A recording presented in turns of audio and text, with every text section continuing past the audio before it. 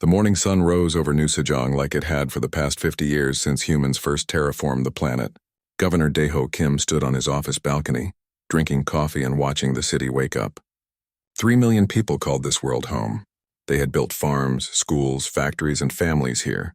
This was humanity's furthest colony, sitting on the edge of explored space. Dae-ho never saw the attack coming. The sky turned white. Then it turned red. Massive shapes appeared in orbit, blocking out the sun. Ships, hundreds of them. They were alien vessels, bigger than anything humans had ever built. The Vrakti Empire had arrived, and they came with only one purpose. Commander Ji-won Park was in the military headquarters when the alarm started screaming. She ran to the command center and saw the screens light up with threats. Enemy ships everywhere. Weapons charging. Her hands moved fast across the controls, activating every defense the colony had. It would not be enough. She knew that immediately. The first bombardment struck the northern continent. Entire cities vanished in flashes of light. Millions of people died in seconds. Ji-won felt her heart break, but she could not stop. She had a job to do. She opened the emergency channels and started giving orders. Evacuate, get to the ships, move now. Dae-ho's daughter Sora was in her engineering lab when the building shook. She was 26 years old and one of the colony's best minds. She designed the new fusion reactors that powered half the city. Now those reactors meant nothing. She grabbed her emergency pack and ran. Outside, people were screaming. Buildings were falling. The sky was fire. Ji-won's voice came through every speaker in the city. This is Commander Park. New Sejong is under attack. All civilians proceed to evacuation zones immediately. This is not a drill. I repeat, this is not a drill. Sora ran toward the spaceport. Thousands of people had the same idea. They pushed and shoved, but most stayed calm. Humans were good at that. Even when everything fell apart, they kept some order. She saw families helping strangers. She saw soldiers carrying children. She saw the best of humanity in its worst moment. The Vrakti ships did not stop firing. They hit military bases, power stations, spaceports, and residential zones. They did not care what they destroyed. Their message came through on all frequencies, broadcast in perfect human language. Humanity is a contamination. You spread too fast. You adapt too well. You are too dangerous. The galaxy will be cleansed of your presence. Ji-won managed to get 20,000 people onto transport ships. It was not enough. It was never going to be enough. She wanted to save everyone, but physics did not care about wants. The ships could only hold so many people. She made the hardest choice of her life. She ordered the ships to launch. Sora was on one of those ships. She pressed her face against the window as they climbed toward orbit. Below, her home burned. She saw the cities she grew up in turn to ash. She saw the farms where she played as a child become craters. She saw New Sejong die. The transport ships jumped to faster than light speed, just as the Vrakti began their final bombardment. From deep space, the refugees watched through long-range sensors. The aliens used weapons that melted the planet's crust. New Sejong became a ball of molten rock. Every person who did not escape was gone. Ji-won sat in the command chair of the lead transport, staring at the empty space where her world used to be. Around her, people cried. Some screamed. Some sat in silence. She wanted to cry too, but she was their commander. She had to be strong. She set course for Earth and sent a message ahead. A message that would change everything. 3 days later, the message reached Earth. Admiral Minho Choi was in a meeting when his aide interrupted. The young officer's face was white. Sir, we have reports from the outer colonies. Multiple attacks. 17 colonies hit simultaneously. Minho felt something cold settle in his chest. Show me. The screens filled with horror. New Sejong destroyed. Port Darwin destroyed. Harmony Station destroyed. The list went on and on. 40 million humans dead, just gone. Wiped out like they never existed. Fleet Marshal Hyerin Yoon arrived at the command center within minutes. She was humanity's top military strategist. A woman who had spent 40 years in service. She looked at the reports and her jaw tightened. This is genocide. Chief strategist Taeyang Lee was already working the computers, pulling up everything they had on the Vrakti Empire. They are massive, he said. They control 47 star systems. Their fleet numbers in the millions. They have resources we cannot match. Minho called an emergency session of the United Human Council. Leaders from every nation, corporation, and major settlement gathered in the chamber. They had spent the last century arguing about borders, trade agreements, and mining rights. All of that seemed stupid now. Mino stood before them. The Vrakthi Empire has declared war on humanity. They have already killed 40 million of us. Their stated goal is our complete extermination. They believe we are too dangerous to exist. The chamber erupted. People shouted. Some demanded immediate retaliation. Others wanted to try negotiation. A few talked about surrender. Mino let them yell for a minute, then he slammed his fist on the podium. The sound echoed like a gunshot. "Listen to me," he said. "We can argue later. Right now we need to decide one thing. Do we fight or do we die?" Hiron stood up. "If we fight, we must fight with everything we have. This cannot be a limited war. This cannot be a political war. This must be total war. Every factory, every resource, every person, all of it goes toward one goal: survival." Taeyang brought up projections. "Our current fleet cannot win. We have maybe 5,000 warships. The Vrakthi have millions, but we have something they do not have. We have a massive industrial base in our home system. We have the ability to build. If we mobilize everything, if we convert our entire economy to war production, we might have a chance." An old counselor from the Mars colonies spoke up. "You are talking about turning our entire civilization into a war machine. Our economy will collapse. Quality of life will plummet." Minho looked at him. "Our civilization will not exist if we do nothing. They are coming for Earth next. They are coming for Mars. They are coming for all of us. We build ships or we die. It is that simple." The vote was unanimous. Every council member raised their hand. Humanity would fight. The declaration went out across all human space. Every news channel, every radio frequency, every computer screen showed the same message. Earth had declared total war on the Vrakthi Empire. All civilian ship production was halted. All resources were redirected to military use. Anyone who could work was needed. Anyone who could fight was wanted. Jiwon's transport ship arrived at Earth a week after the council's vote. She walked off the ship with 19,743 survivors. Daeho was not among them. He had stayed behind to help others evacuate and died when the planet burned. Sora stood on Earth for the first time in her life. She looked up at the orbital shipyards and saw them already expanding. Thousands of construction drones were building new berths, new factories, new forges. Humanity was getting ready. She clenched her fists. The Vrakthi had made a mistake. They thought they were exterminating a weak species. Instead, they had awakened something ancient and terrible. They had given humanity a reason to unite. They had given humanity a purpose. Sora walked toward the recruitment office. She had skills they needed. She would build weapons. She would build ships. She would help make the Vrakthi regret the day they attacked New Sejong. Behind her, 19,000 other survivors had the same thought. They would not forget. They would not forgive. They would make the aliens pay. 6 months had passed since the attacks. Earth's orbit looked completely different now. Where there used to be a few dozen shipyards, there were now hundreds. Giant construction frames stretched for kilometers, each one building warships. The constant work never stopped. Welding torches lit up the darkness like tiny stars. Sora Kim worked in Lunar Shipyard 7, one of the largest facilities ever built by humans. She had not slept more than 4 hours a night since arriving on Earth. None of them had. Sleep was a luxury they could not afford. The Vrakthi were still out there, and humanity needed ships. She stood in front of a massive holographic display, showing the design for a new class of vessel. The Dreadnought.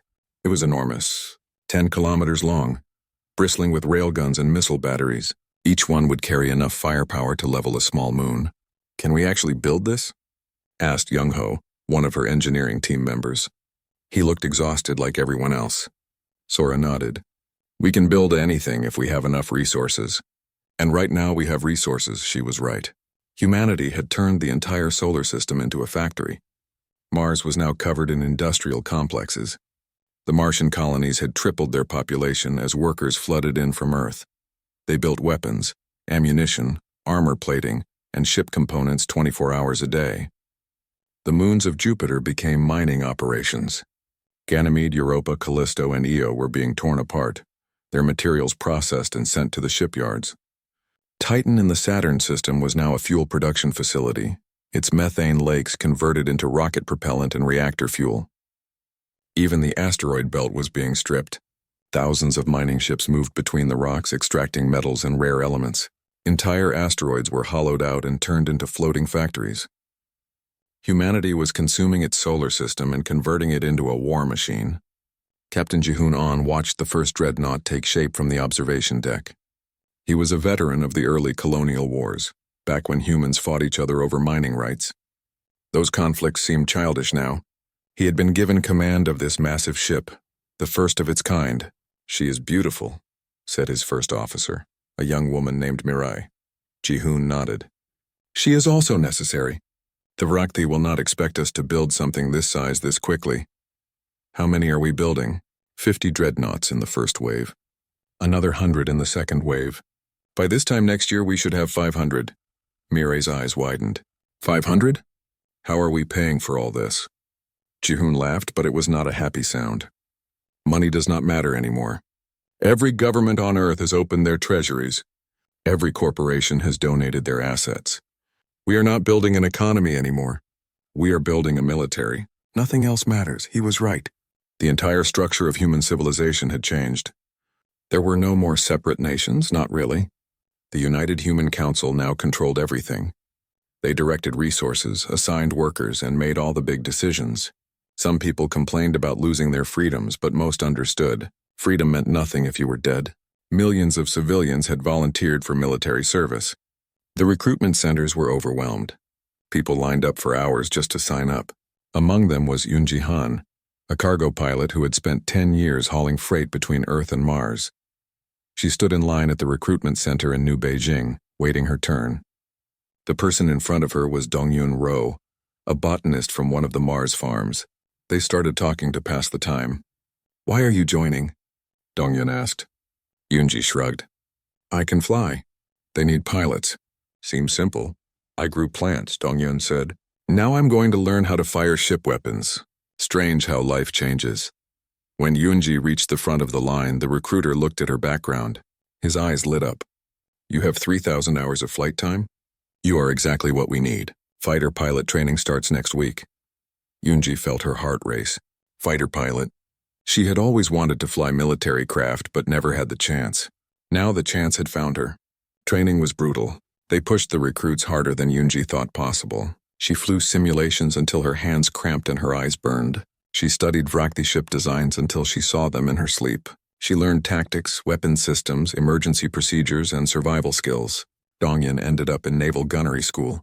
He learned how to operate the massive railguns that could fire projectiles at a fraction of light speed. He learned how to target enemy ships, calculate firing solutions, and work as part of a gun crew. It was nothing like growing plants, but he was good at it. After 4 months of training, both of them graduated. Yoonji was assigned to the 47th Fighter Wing, based on the carrier ship Relentless. Dongyun was assigned to the dreadnought Indomitable as part of the main battery crew. They shook hands before going to their ships. "Stay alive," Dongyun said. "You too," Yoonji replied. Admiral Minho Choi was planning the first major offensive. He stood in the war room with Fleet Marshal Hyerin Yoon and Chief Strategist Taeyang Lee. They were looking at a map of the surrounding star systems. "Here," Taeyang said, pointing to Proxima Centauri. "The Vrakti have a major supply depot here. Intelligence says they are using it to stage their fleet for another attack on our colonies." Hiran studied the data. "What kind of defenses?" "Heavy, at least 200 warships. Orbital platforms, minefields, they are not taking chances." Minho frowned. "We cannot match them ship for ship yet. We do not have enough of the new vessels ready." "We do not need to match them," Taeyang said. "We need to hit them hard and get out before reinforcements arrive. A raid, not a battle." They planned the operation for 3 weeks. They picked their best ships and their best crews. The strike force would be small but fast. Get in, destroy the depot, and jump out before the Vrakti could respond. Admiral Minho Choi would lead the attack personally. His flagship was the Beijing, a heavy cruiser that had been upgraded with new weapons. The fleet included 20 cruisers, 50 destroyers, and 100 fighters. It was a tiny force compared to what the Vrakti had, but it would have to be enough. Zora Kim had developed new weapons specifically for this mission. Experimental plasma torpedoes that burned hotter than anything the Vrakti had seen before. Electronic warfare systems that could jam their communications. Stealth coatings that made human ships harder to detect. The strike force jumped into the Proxima Centauri system exactly on schedule. They came in from an unexpected angle, using the system's asteroid field for cover. The Vrakthi did not see them until they were already in weapon range. Minho gave the order. All ships open fire. The human fleet unleashed everything they had. Railgun rounds crossed the distance in seconds, smashing into Vrakthi ships. Plasma torpedoes turned enemy vessels into expanding clouds of gas. Missiles swarmed the orbital platforms, overwhelming their defenses. Yunji-Han flew her fighter through the chaos. Her squadron's job was to take out the depot's defensive turrets. She dove between explosions, her fighter's computer screaming warnings. She locked onto a turret and fired. The turret exploded. She moved to the next one. The Vrakthi were scrambling to respond, but the humans had surprise on their side. Within 30 minutes, the supply depot was destroyed. Millions of tons of supplies, ammunition, and fuel went up in a massive fireball that lit up the entire system. All ships jumped to light speed, Minho ordered. Get us out of here. The human fleet vanished just as Vrakthi reinforcements arrived. The aliens found nothing but wreckage and debris. Their supply depot was gone. Dozens of their ships were destroyed, and the humans had escaped without losing a single vessel. News of the victory spread across human space within hours. People celebrated in the streets. It was proof that humanity could fight back. It was proof that the Vrakthi could be hurt. But in the Vrakthi capital system, Fleet Commander Javros read the reports and dismissed them. One depot did not matter. The humans had gotten lucky. Their industrial base was surely crippled. They would collapse within months. He was certain of it. He was very wrong. Humanity's shipyards were operating at full capacity. New vessels launched every single day. The dreadnoughts were taking shape. Thousands of cruisers, destroyers, and fighters were coming online. The training facilities were churning out new crews as fast as they could. Sora stood on the observation deck of Lunar Shipyard 7, looking at the fleet assembling in Earth orbit. Hundreds of warships, with hundreds more joining them every week. It was the largest military force humanity had ever created, and they were just getting started. She thought about Nu Sejong, about her father, about the millions who died. The Vrakthi thought they were exterminating a weak species. They had no idea what they had actually done. They had united humanity like never before. They had given every human a reason to fight. Sora smiled. It was not a happy smile. It was the smile of someone who knew that revenge was coming. The Vrakthi wanted a war. Humanity would give them one they would never forget. 1 year after the Vrakthi attacks, humanity was no longer running. They were hunting. Fleet Marshal Hyerin Yoon stood on the bridge of the supercarrier Incheon, watching her fleet assemble. 3,000 warships. It was a number that would have been impossible just months ago. But humanity had accomplished the impossible. Every shipyard in the solar system had worked without stopping. Every factory had produced weapons and ammunition. Every resource had been directed toward one goal: war. The fleet was massive. 50 dreadnoughts formed the core, their hulls bristling with weapons. Around them, 500 heavy cruisers provided support. 1,000 destroyers would screen for enemies. And 1,500 smaller frigates and corvettes would handle close combat. Add in the fighters and bombers, and the fleet numbered over 3,000 combat vessels. Hyerin had named the operation Hammer Fall. The target was Kelvar Prime, a major Vrakthi stronghold system. It was heavily defended. Intelligence reports said at least 4,000 enemy ships protected the system. But Hyerin was not worried about numbers anymore. Humanity had learned how to fight. Admiral Minho Choi commanded the vanguard. His new flagship was the Dreadnought Sol, a monster of a ship covered in weapons. He sat in the command chair, reviewing the battle plan one last time. Next to him was Chief Strategist Taiyang Li, who had spent months preparing for this moment. The Vrakthi will not expect us to attack such a heavily defended system, Taiyang said. They think we are still weak. Still recovering. They are about to learn otherwise. Captain Jihoon An commanded the Dreadnought Indomitable, one of the most powerful ships in the fleet. He had trained his crew relentlessly. They could fire every weapon system while half asleep. They had run so many drills that combat felt routine. His gunnery officer was Dong-Yun Ro, the former botanist who had proven to be naturally gifted at targeting systems. Dong-Hyun sat at his station, fingers dancing over the controls. He was calm. They all were. Fear was useless. Training was everything. Yoon Ji-han sat in her fighter cockpit on the carrier Relentless. She was now a squadron commander, leading 24 other pilots. They had painted kill marks on their fighters, each one representing a Vrakhthi ship they had destroyed. Unji had 17 marks. She wanted more. The fleet jumped to light speed together. It was a carefully coordinated maneuver that required perfect timing. 3,000 ships all entering faster than light travel at the same moment, all heading to the same destination. It was beautiful and terrifying. When they dropped out of light speed at Kelvar Prime, the Vrakhthi were caught completely off guard. Their sensors suddenly showed 3,000 human warships appearing in their system.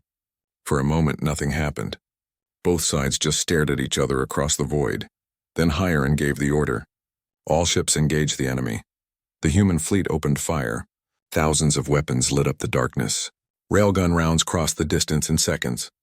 Missiles streaked toward targets. Energy beams cut through space. The Vrakhthi scrambled to respond, but the humans had planned everything perfectly. Admiral Minho's vanguard hit the outer defense stations first. The Sol's main guns fired, and an entire orbital platform disappeared in an explosion visible from the planet's surface. Around him, other dreadnoughts were doing the same. The Vrakthi's defensive ring was breaking apart. The Vrakhthi fleet moved to intercept. 4,000 ships against 3,000. On paper, they had the advantage. But numbers did not tell the whole story. The human ships were newer, better designed, and crewed by people who had spent the last year preparing for exactly this fight. Captain Jihoon brought the Indomitable into the main battle line. Dongyun, target their command ship. The big one in the center. Dongyun's fingers flew across his console. Target locked. Firing solutions calculated. Fire. The Indomitable's main battery opened up. 8 massive railguns fired simultaneously. The projectiles crossed the distance at a fraction of light speed and hit the Vrakhthi command ship dead center. The alien vessel tried to maneuver, but it was too slow, too clumsy. The railgun rounds punched through its shields like they were not even there. The ship broke apart, spilling atmosphere and bodies into space. All around them, the same scene repeated. Human dreadnoughts were smashing through Vrakhthi defenses. The aliens had better individual technology, but humanity had superior tactics and overwhelming firepower. More importantly, humanity had motivation. Every human in that fleet remembered the colonies that burned. They remembered the 40 million dead. Yunji Han launched with her fighter squadron. Their target was the Vrakhthi carrier group. The aliens used large carriers to launch their own fighter craft, and those fighters were the biggest threat to human capital ships. Gold Squadron, follow me in, Yunji transmitted. Stay tight. Watch your spacing. They dove into the battle. Vrakhthi fighters tried to intercept them, but Yunji's pilots were better, faster, more aggressive. They had been trained by veterans who knew every trick. Within minutes, they had cleared a path to the carriers. All fighters deploy kamikaze drones. It was a new tactic that Sora Kim's team had developed. Small unmanned drones loaded with explosives. They were cheap to build and devastatingly effective. Each fighter carried 6 of them. Yunji's squadron had 144 drones total. They released them all at once. The drones accelerated toward the Vrakhthi carriers, their simple AI guiding them to impact points. The Vrakhthi tried to shoot them down, but there were too many. The drones hit, and 3 Vrakhthi carriers exploded simultaneously. The battle raged for 3 days. 3 days of continuous combat. Ships on both sides were destroyed.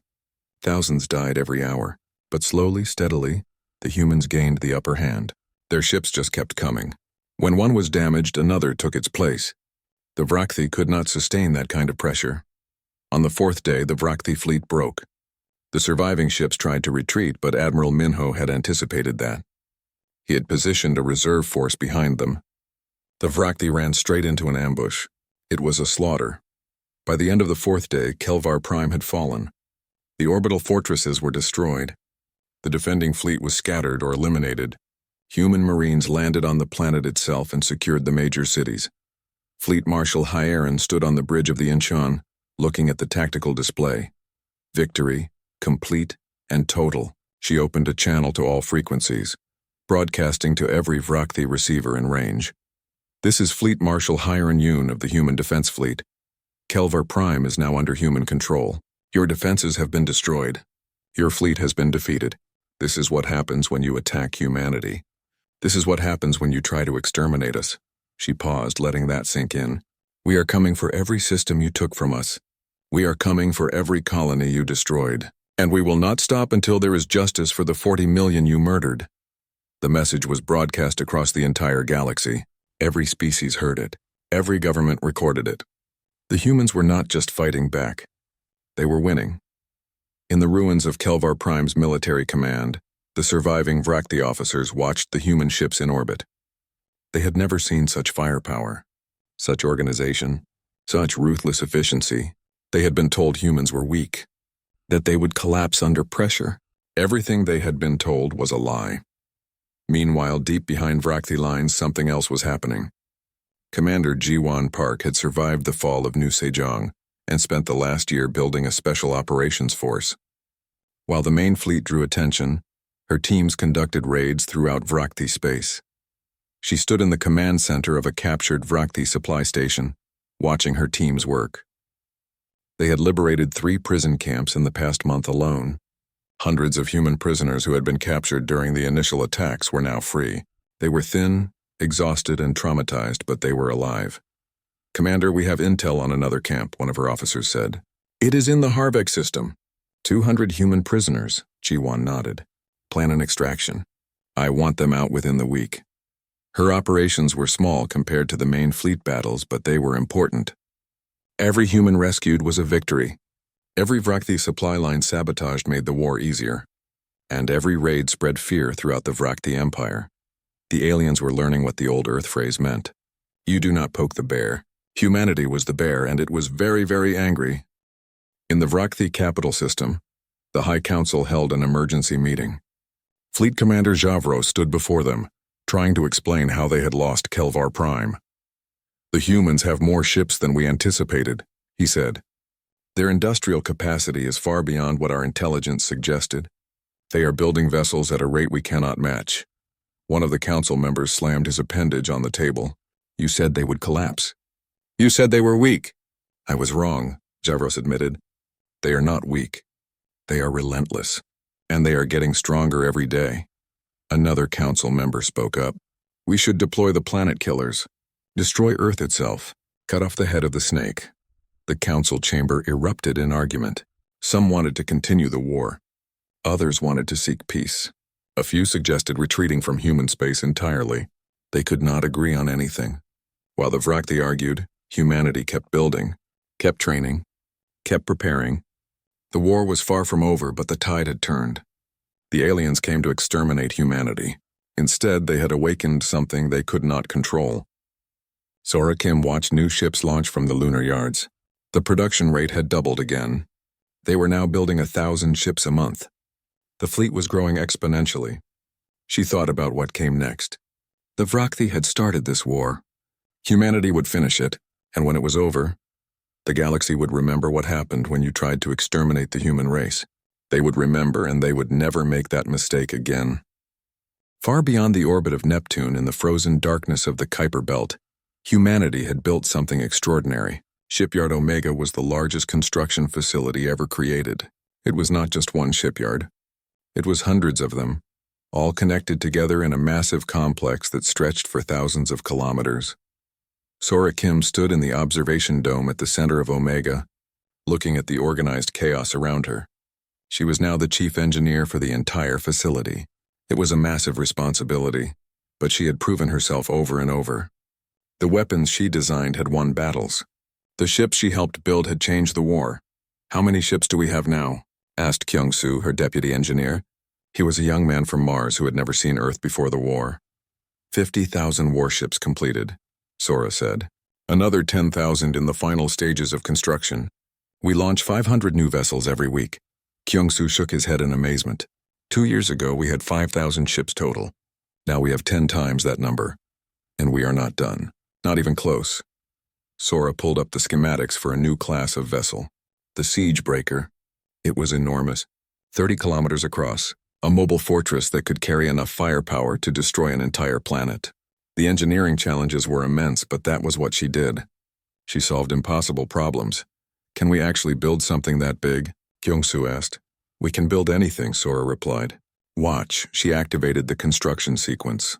Throughout Shipyard Omega, thousands of construction drones began moving. They positioned massive hull sections that had been prefabricated in the outer yards. Welding lasers flashed. Assembly arms fitted components together with microscopic precision. Captain Ji-hoon An arrived at Shipyard Omega 3 days later.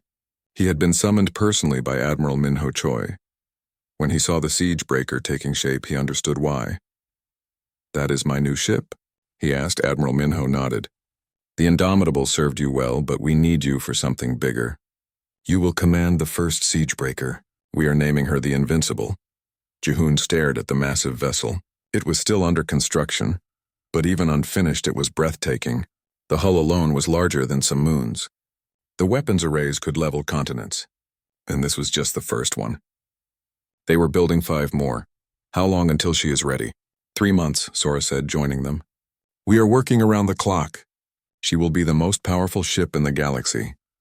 Fleet Marshal Hyron Yoon was coordinating the greatest military mobilization in human history. She stood in the war room on Earth, surrounded by holographic displays showing every human fleet base and shipyard. The scale was staggering. "Show me the numbers," she said to Chief Strategist Taeyang Lee. Taeyang pulled up the data. Current fleet strength: 50,000 capital ships, 200,000 escort vessels, 5 million fighters and bombers. Total personnel: 400 million military, 2 billion support staff. Hyeron absorbed the numbers. Before the war, humanity's entire military was maybe 5 million people. Now they had mobilized nearly half their population. Every able person was either fighting, building, or supporting the war effort. What about the Vrakthi? Intelligence estimates they have about 3 million warships concentrated at their capital system, Vraxis. They have pulled back from their outer territories to make a last stand. They know we are coming. Everyone knows we are coming. The question is not if we can win. The question is how complete our victory will be. Admiral Min-ho Choi walked into the war room.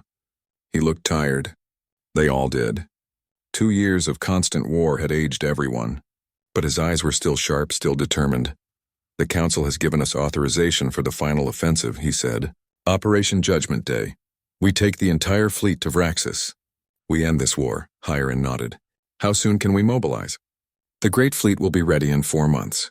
Every operational ship, every trained crew, everything we have built for the last 2 years. We hit them with such overwhelming force that surrender becomes their only option." Taeyang pulled up a simulation of the battle. "This will be the largest military engagement in galactic history. Our fleet will outnumber anything ever assembled. The Vrakthi will not be able to stop us," but he paused. "There will be casualties.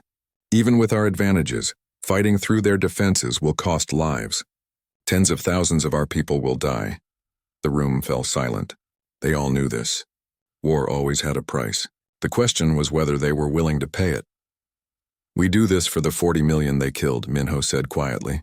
"We do this so it never happens again. We do this so humanity can live without fear." Throughout human space, the mobilization began. Every ship received orders to report to the Sol system. Fleet after fleet jumped to light speed, converging on Earth. The assembly was massive. It took weeks just for all the ships to arrive. Yoon Ji-han flew her fighter into formation with the carrier group. She was now a wing commander, responsible for 300 fighters. Her pilots were the best in the fleet. They had survived 2 years of combat. They knew how to fight. They knew how to win. Dong-Yun Ro was aboard the Invincible now, part of Captain Ji-hoon's new crew. The siege breaker had been completed ahead of schedule. Its main weapons were gravity disruptors that could tear apart enemy ships at the molecular level. Sora's team had outdone themselves. Commander Ji-won Park brought her special operations teams back from behind enemy lines. They had conducted over 200 raids in the past year. They had freed thousands of prisoners. They had destroyed hundreds of enemy facilities. Now they would join the final push. The Great Fleet assembled in Earth orbit. It was a sight that had never been seen before and would probably never be seen again. 50,000 capital ships, 200,000 escorts, 5 million fighters. The fleet was so vast that it took hours just to fly from one end to the other. People on Earth looked up and saw their sky filled with ships. Every news channel broadcast images of the fleet. Children watched in wonder. Adults watched with pride and fear. This was humanity's response to genocide. This was the price of trying to exterminate the human race. Admiral Min-ho stood on the bridge of the Sol, looking at the tactical display. Every ship showed as a blue dot. There were so many dots that they blended together into a solid mass of blue. His fleet, humanity's fleet. Fleet Marshal Hyeron opened a channel to all ships. Her voice was broadcast to every crew member in the fleet. People of Earth. People of Mars. People of every human colony and station. 2 years ago, the Vrakthi Empire tried to exterminate us. They killed 40 million of our brothers and sisters. They burned our colonies. They thought we would break. She paused. They were wrong. We did not break. We built, we learned, we united. And now we are taking the fight to them. Today we launched the Great Fleet. We are going to their home system. We are going to end this war. And when we are done, every species in the galaxy will know. You do not attack humanity. You do not threaten our children. You do not burn our homes. Because if you do, we will bring a storm that blots out the stars. The fleet began to move. 50,000 capital ships started their engines simultaneously. The energy output was so massive that it could be detected from other star systems. They formed up in battle groups, each one larger than most species' entire military. The jump to light speed was coordinated down to the millisecond. Every ship entered faster than light travel at exactly the same moment. The Great Fleet vanished from the Sol system, heading toward Vraxis. In the Vrakthi capital system, sensors detected the massive energy spike. Fleet Commander Javros stared at the readings in disbelief. Impossible. No fleet that large could exist. The sensors must be malfunctioning, but they were not malfunctioning. The Great Fleet was coming, and it was exactly as big as the sensors indicated. Humanity had spent 2 years building for this moment. Every factory, every shipyard, every resource, all of it focused on creating an overwhelming force. The Vrakthi High Council met one last time. They looked at the projections and knew the truth. They could not win. Even with every ship they had, even with their home system's defenses, they could not stop what was coming. Some council members argued for negotiation. Others wanted to fight to the end. A few suggested evacuating the homeworld and surrendering. They could not reach consensus. It did not matter. The decision had already been made. Not by them, but by humanity. 2 years ago, the Vrakthi had chosen genocide. Now they would face the consequences. Sora Kim was on the Invincible with Captain Ji-hoon and his crew. She had insisted on being there for the final battle. She wanted to see the weapons she designed put to use. She wanted to see justice for Nu Sejong, for her father, for everyone they lost. As the Great Fleet traveled through light speed toward Vraxis, she thought about what came next. This war would end. But what would humanity become after? Would they return to their peaceful ways, or had they been changed forever? She did not know, but she knew one thing for certain. The Vrakthi had made a terrible mistake. They had underestimated humanity. They had thought humans were weak. Instead, they discovered that humanity's greatest strength was not their technology or their numbers. It was their ability to adapt, their refusal to surrender, their willingness to do whatever it took to survive. The Vrakthi wanted to exterminate humans. Instead, they had created an empire, and that empire was coming for them. The Great Fleet dropped out of light speed at the edge of the Vraxis system. For a moment, everything was silent. Then the sensors started registering what they were seeing. The Vrakthi had assembled their entire military. 4 million warships surrounded their homeworld in layers of defense. Orbital platforms covered every approach. Minefields stretched for millions of kilometers. Energy shields protected the planet itself. It was the most heavily defended location in the galaxy. It was not enough. Admiral Minho Choi looked at the tactical display on the Sol. He saw the Vrakthi fleet. He saw their defenses. And he smiled. Not a happy smile. A cold smile. The smile of someone who had waited 2 years for this moment. Send the message, he ordered. The communication went out on all frequencies. Every Vrakthi ship, every station, every receiver on the planet below. Admiral Minho's voice was clear and hard. This is Admiral Minho Choi of the Human Defense Fleet. 2 years ago, you came to our worlds. You killed our families. You burned our homes. You thought we were weak. You thought we would die quietly. You were wrong. He paused, letting the silence stretch. Now witness what humanity truly is when we are united. This is not conquest. This is consequence. This is justice. And it is inevitable. The Great Fleet began to move forward. 50,000 capital ships, 200,000 escorts, 5 million fighters. They advanced in perfect formation, a wall of steel and fury that stretched across space. The Vrakthi, watching from their homeworld, looked up at their sky, and they saw it go dark. The human fleet was so vast that it blocked out the light from their sun. Darkness fell across the planet as the massive armada moved into position. The stars themselves disappeared behind the endless lines of human warships. Fleet Marshal Hiren Yun commanded the northern battle group. She watched the Vrakthi fleet begin to move. They were fast. Their technology was good, but they were outnumbered 5-1 and they knew it.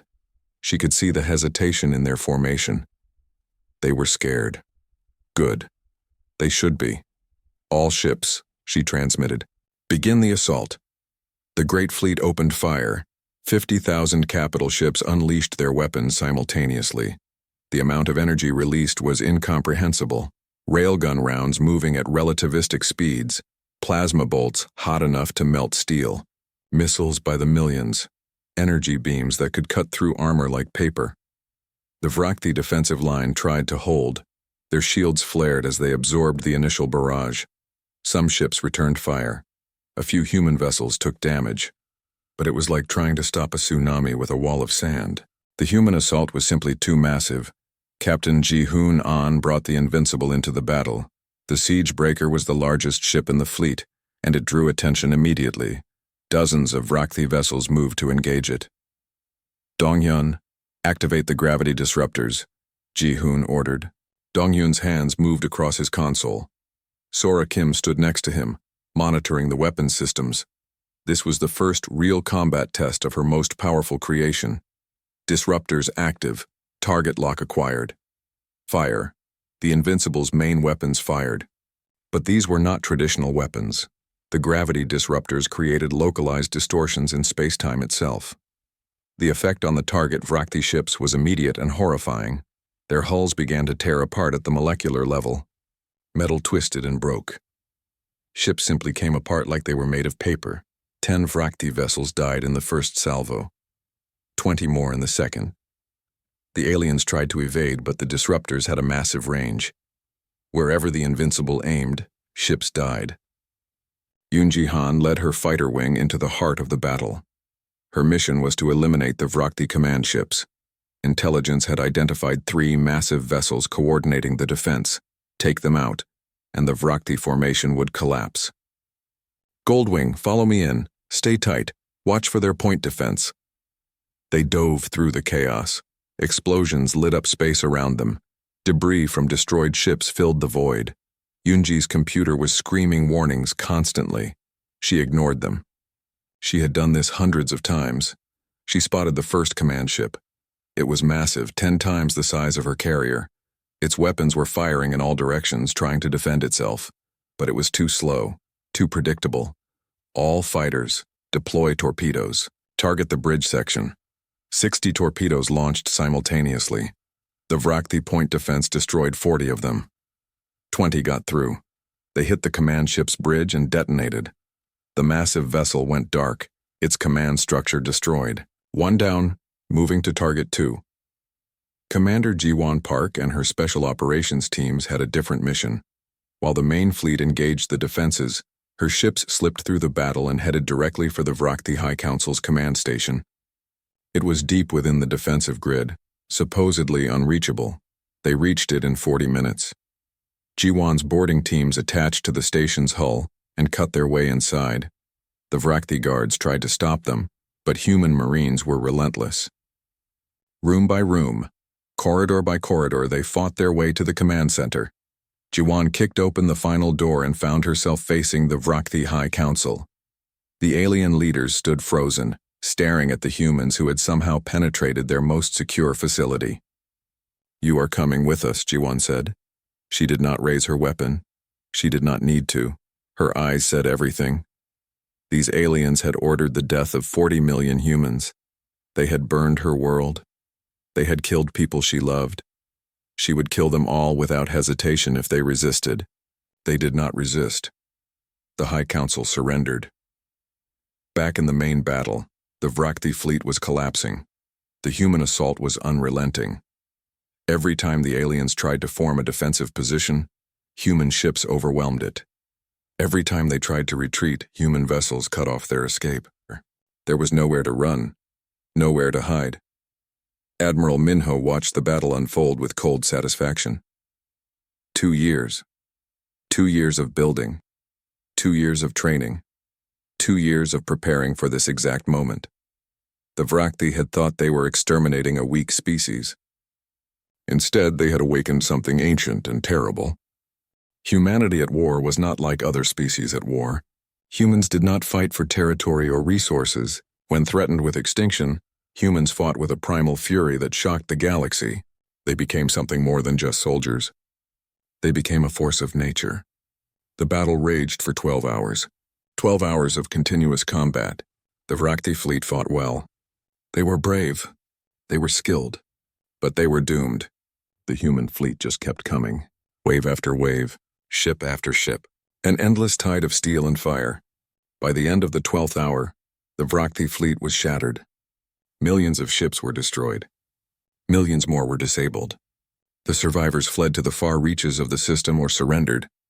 Fleet Marshal Hiren stood on the bridge of her flagship looking at the carnage. She felt no joy, only exhaustion. 2 years of war had cost humanity dearly. Hundreds of thousands of human ships had been destroyed. Millions of people had died, but they had won. The Vrakti homeworld lay before her defenseless. She could order its destruction. One word and the planet would burn just like New Sejong had burned. Justice, revenge, payment for the 40 million dead. But she did not give that order. Humanity was better than that. They had fought for survival, not for genocide. They had answered extermination with overwhelming force. But they would not become the monsters that the Vrakti had been. Open a channel to the planet, she said. The connection established. She spoke clearly. This is Fleet Marshal Hiren Yoon. Your fleet is destroyed. Your High Council is in our custody. Your defenses are gone. We could destroy your world. We could do to you what you did to us. But we will not. Humanity is not like you. We do not exterminate species. She let that sink in. These are our terms. Complete disarmament. Your military will be dissolved. Your shipyards will be dismantled. You will pay reparations for the damage you caused. Human observers will be stationed in your territory to ensure compliance. Any violation will result in immediate military action. These terms are not negotiable. Accept them, or face the consequences. The response came within minutes. The Vrakti planetary government accepted every term. They had no choice. Their empire was broken. Their fleet was destroyed. Their leaders were prisoners. They had gambled everything on exterminating humanity, and they had lost. The war was over. News of the victory spread across human space within hours. People celebrated in the streets of Earth, Mars, and every colony. They cried tears of joy and grief. Joy for victory, grief for those lost. 40 million dead could never be forgotten, but they had been avenged. 5 years later, Sora Kim stood on the surface of New Sejong. The planet had been rebuilt. Where there was once molten rock, there were now cities again.